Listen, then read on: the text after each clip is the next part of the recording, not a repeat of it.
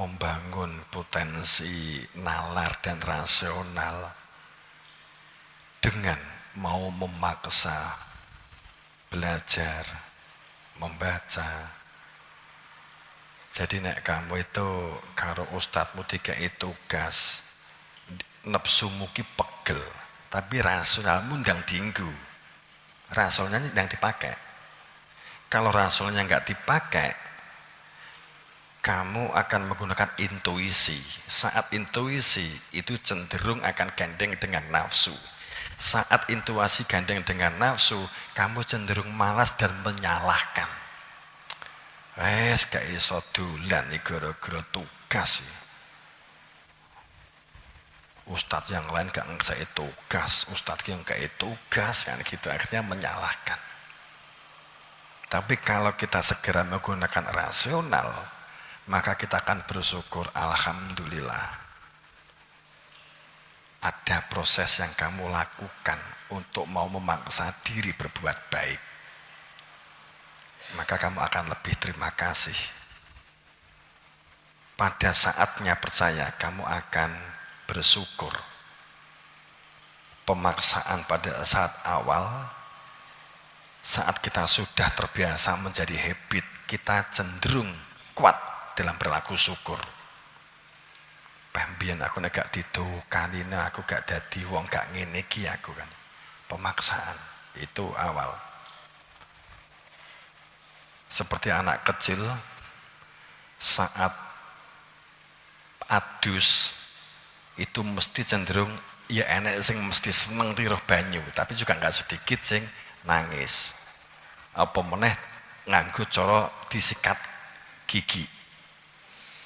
Kok duwe ibu anake jek umur balita, umur gung sekolah atau SD, TK, pra-TK. Orang tua itu kan nggak biasa memaksa untuk sikat gigi. Saat sikat gigi pasti pola pasti nggak mau. Kan cenderungnya kan begitu. Ada yang mentolo mekso enek sing ora, tapi saya nggak maksud apa-apa ini. Contoh kudu mbok kesok ndak. Itu masing-masing. Tapi artinya bahwa ada yang memaksa. Pada saat dipaksa nggak kena, ya nanti cirinya kan gigis, untune coklat kabeh, kemudian rontok mergo gigis. Berarti kan nggak tahu sikat gigi kan gitu. Itu nanti disikati mesti nangis dan kita nggak mentolo untuk ngujek kan gitu. Pada saat dipaksa, suatu saat dia sadar titik tertentu dia sudah merasa nek nggak sikatan itu lambine nggak penak, untune nggak penak. Apalagi saat besar dia pasti akan mengucapkan terima kasih mam, dulu sudah dipaksa untuk mau bersikat gigi, tapi ini sing gede sing panggah untune gigis ngopo to bu aku biyen kok gak mbok peksa wae kan gitu. Bener gak?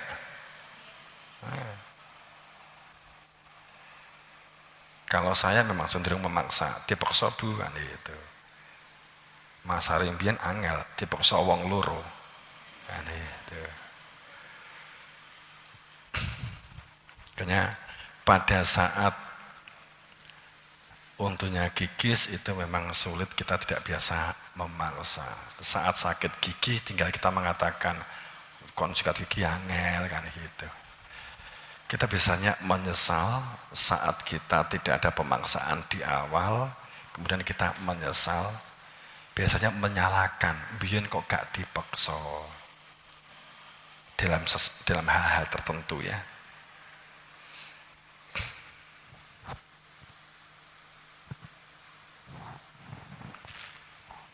Kamu hafalan Quran kan harus dipaksa. Saiki krasa berat, bener gak? Tapi bagi yang sudah selesai, matur nuwun aku mbiyen kok dipaksa, dihukum kan gitu. Tapi nek gak dipaksa, aku mbiyen nyapo kok yo gak dipaksa kan begitu misalnya kan gitu. Jadi orang yang sejak awal sudah dalam posisi sadar mau memaksa dirinya, maka Anda manusia yang beruntung. Saat Anda sudah memiliki kesadaran untuk mau memaksa diri berbuat baik,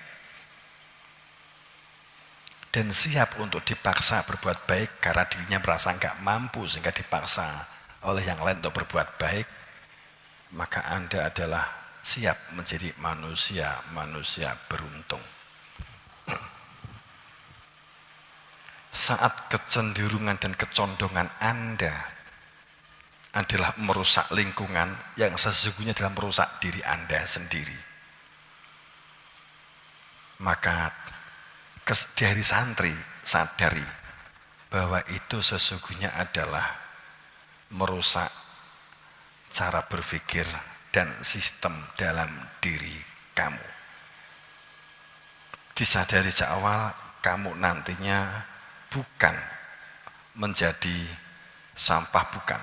Tapi kamu akan terhadap diri kamu adalah sebagai orang yang sulit dalam menemukan permasalahan sehingga tidak memiliki kemampuan untuk mencari solusi yang baik. Saat sejak awal kamu tidak terbiasa mengendalikan diri, memaksa diri,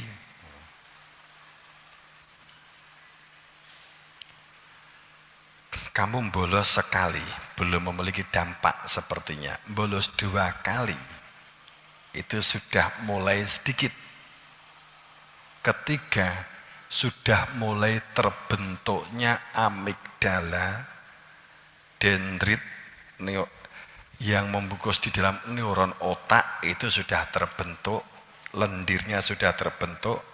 Saat 7 hari, 3 hari, masuk 7 hari, itu jika ini tidak segera sadar, maka ini akan sudah mulai membungkus. Saat umur 21 hari atau 21 kali kesalahan yang terulang, maka ini sudah membentuk plasma. Pada saat ini kamu merubah, maka kamu memerlukan energi, kamu merasa berat, kamu akan merasa mudah jenuh, mudah panik, mudah bingung. Pada saat neuron yang berada di dalam otak sebagai saraf itu sudah dalam bungkus lendir dendrit. Dalam bahasa sains akal. Maka membukanya sulit. La yughayyiru ma bi khamin hatta yughayyiru ma bi anfusihim. Untuk mampu merubah hanya jika mengenal siapa diri yang berada di dalam jiwa. Tidak mengenal diri yang berada di dalam jiwa, itu adalah akan sangat berat dan sulit untuk merubah nasib seseorang.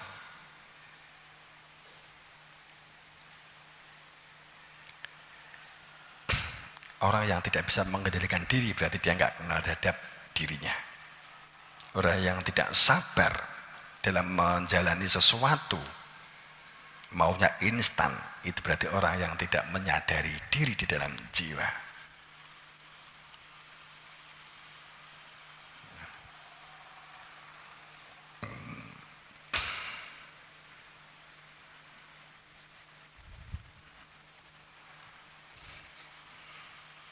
Oke, segera itu di dalam hari santri, momentum. Ya sebenarnya hari santri atau enggak ada hari santri sudah kewajiban kita untuk berlaku sunnah, untuk berlaku maslahah, berlaku soleh, untuk memperbaiki diri. Jadikan bahwa hari-hari kamu adalah hari santri, yang gitu ta? Manusia santri, manusia insan, manusia yang manusia yang beriman, orang-orang yang Islam, orang-orang yang iman, orang-orang yang ihsan.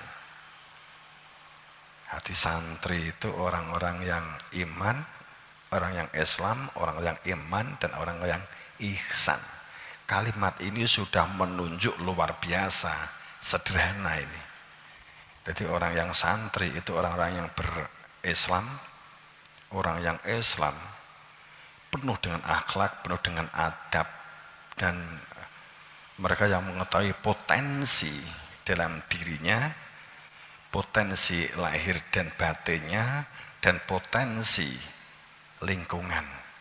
Itu Islam. Ciri Islam, karena kalimat Islam itu sendiri, itu orang yang mengetahui potensi dan cara pengembangannya. Kalau nggak tahu, mencari untuk mengetahui, belajar untuk memiliki metode dan sistem.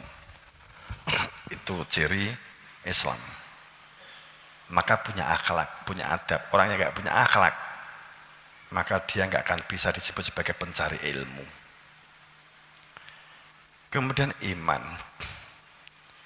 Iman itu dasarnya adalah kesadaran iman kepada Allah.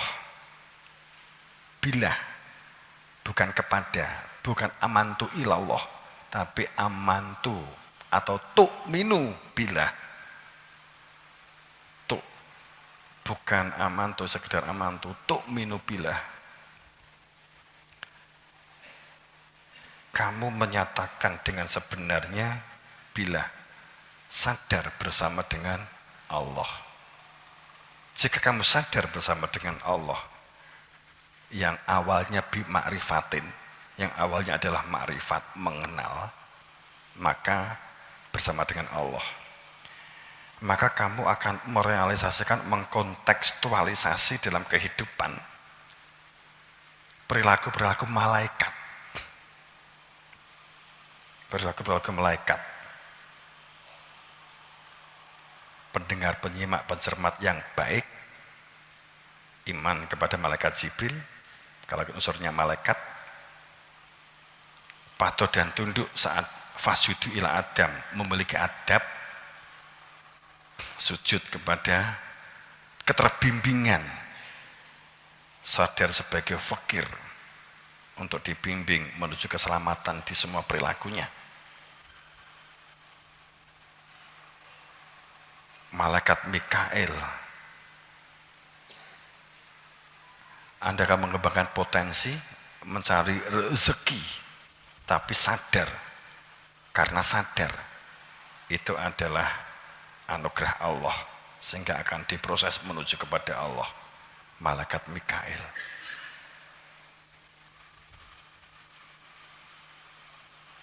Malaikat Raqib Atid, maka jadilah manajer, administrator yang baik. Malaikat Mungkar Nangkir, kenali diri kamu sebaik-baiknya. Ojo ngandal nih bocoran saat mati, itu nggak ada, gitu ya. Jadi iman kepada malaikat Mungkar Nangkir itu artinya, maka kamu menyelami, mencermati diri kamu. Siapa kamu? Man ismuka, kowe iki sapa to janjane? Duduk sing ketok lahir. Man nabiyuka, kowe kena karo nabimu gak? Kenapa kata kalimatnya man sapa man nabiyuka, sapa nabimu? Kenapa pertanyaannya itu? Karena saya tidak mengutus para nabi, yang sebagai rasul kami itu adalah nadhiron, musyahidan. Kan itu. Jadi wah mubasiron. Ini kan mubasiron, musyahidan, untuk supaya benar-benar dalam kesaksian, dalam ikatan saksi, mubasiron, supaya hidup kamu itu tidak sia-sia, berada di dalam nilai dan makna kehidupan. Nadhiron, terbimbing dan terarah yang kamu lakukan itu supaya dalam ampunan. Ini kan sudah sangat jelas. Oke.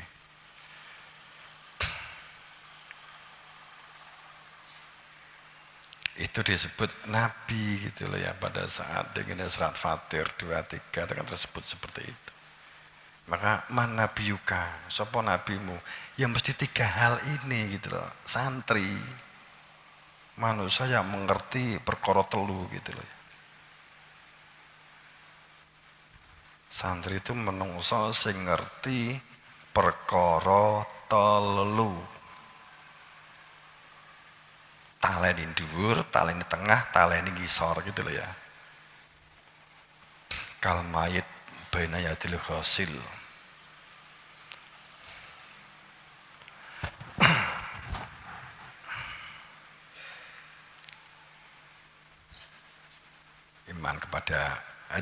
Iman kepada malaikat itu wujudnya aksi. Iman kepada Rasul wujudnya aksi dalam menjalankan sunnah. Orang mengiman kepada Rasul diapale. Rukun iman wonten 6, setunggal iman kepada Allah. Iman kepada malaikat. Wis ngono tok bar kuwi tidur lagi kan enggak gitu. Nah, iki muni iman kepada malaikat ya kembangkan potensi kamu. Iman kepada hari akhir sama. Orang mergo dikatakan iman kepada hari akhir itu sok. Nah, mati kalau pandangan selama ini adalah seperti itu. Ya bong, nggak iso diimani. Bang iman ki fakta kok. Iman di akhir itu apa toh? Ya saiki nafasmu kuwi lho sing terakhir gitu loh. Sing kemarin ki wis masa lalu. Sing di ngarepmu itu masa datang. Kenyataanmu saiki begitu. Yang kamu lakukan sekarang itu adalah masa depan kamu. Saya ulang. Yang kamu lakukan sekarang adalah masa depan kamu. Jika kamu sekarang pemalas, masa depan kamu adalah pemalas. Saat kamu sekarang kamu fakta kamu sabar, masa depan kamu sabar. Begitu ya? Paham ya? Oke? Nah, itu entah masa depan dalam pengertian umur cik nganggo rogo toh saat sudah nggak pakai rogo, nggak pakai jasad, itu hari akhir. Qadar takdir baik buruk itu adalah dari Allah. Piye nek memahami, tak GPR ngono ya. Betul. Ya saya kira begitu.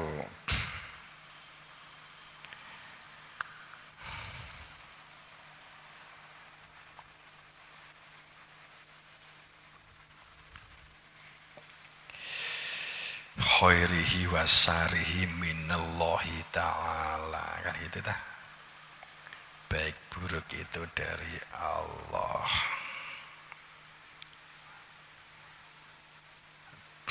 Terus kemudian kita memahami nasib itu ya, enggak begini. Nah, kamu bisa ngomong PR kok dijelasnya Arab.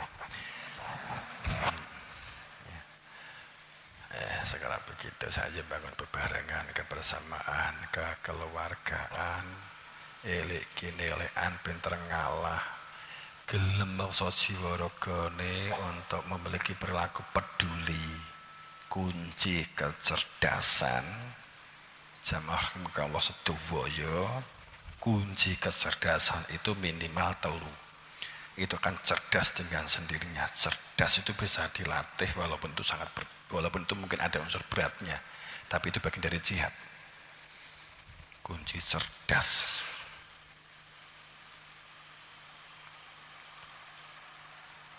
itu adalah kepedulian.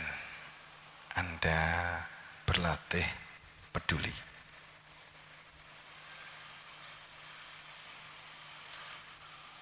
Respon, respek, tanggap, peduli. Itu ciri orang yang cerdas. Kedua, waspada Pengendalian diri, oke bahasanya simpelnya begitu, pengendalian diri. Penjabarannya, pengendalian diri terhadap penyusupan nafsu kepentingan dan waspada terhadap salah tujuan. Salah tujuan, riya, sum'ah, ujub, takabur. Kalau di manajemen dikatakan demikian. Perhatian, kekuasaan, kekuatan, itu minder, kesenangan. Merasa diri nggak mampu, itu orang yang salah tujuan.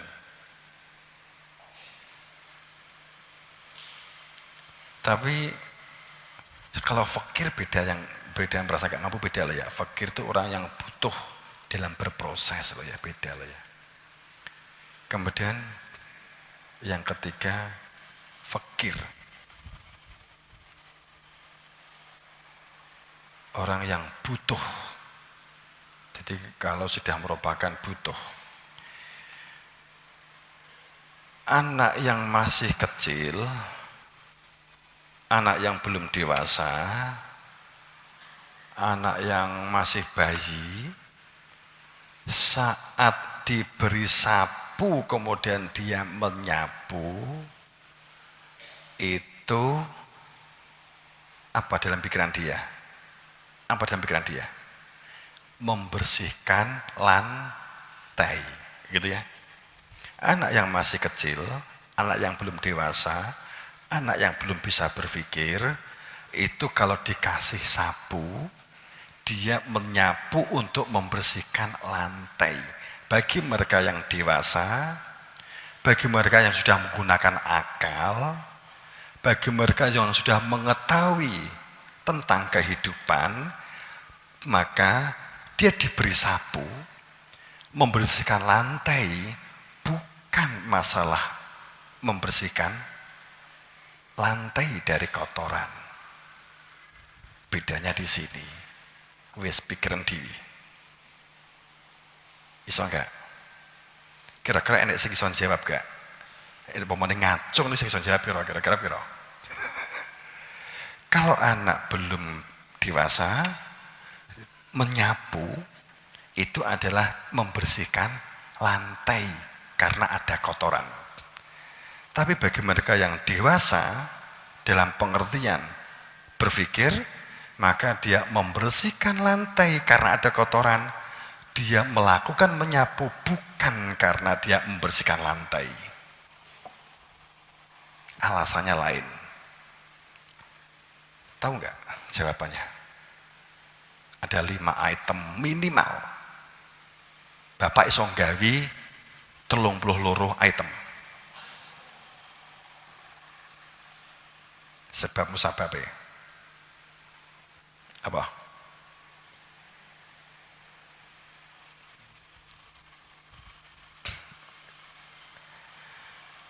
Orang yang masih kecil, orang yang belum dewasa, saat dia dikasih biji untuk ditanam, maka dia berpikir untuk dimakan. Tapi bagi mereka yang dewasa, bagi yang berpikir menanam biji bukan masalah makanan. Apa? Bisa nggak? Kira-kira jawab. Seandainya ini tugas, ditulis.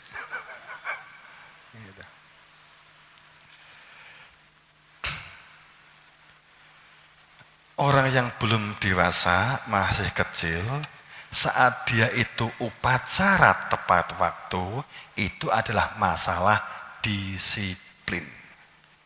Tapi bagi mereka yang dewasa, bagi yang telah bisa berpikir, maka upacara tepat waktu bukan masalah disiplin.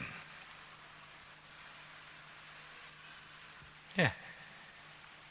Itu minimal ada 7 jawaban besar.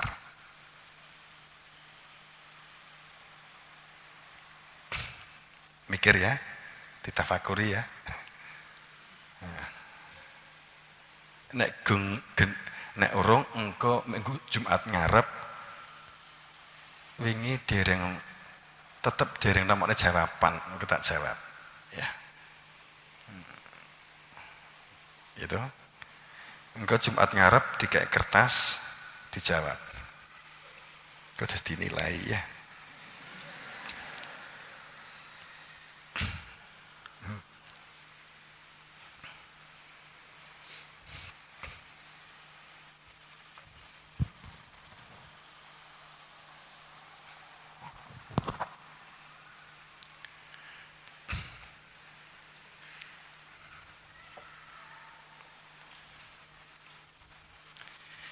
Orang yang menyiram tanaman, terakhir, orang yang menyiram tanaman, bagi mereka yang hanya taunya disiplin, kedua, hanya mereka yang taunya membersihkan kotoran dari lantai, yang ketiga, mereka yang taunya, apa meng?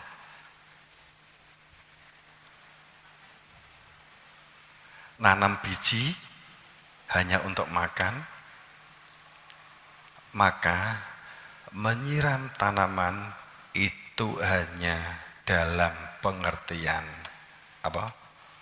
Sing kata terus niki, sing paling ketok apa? Hanya memberi air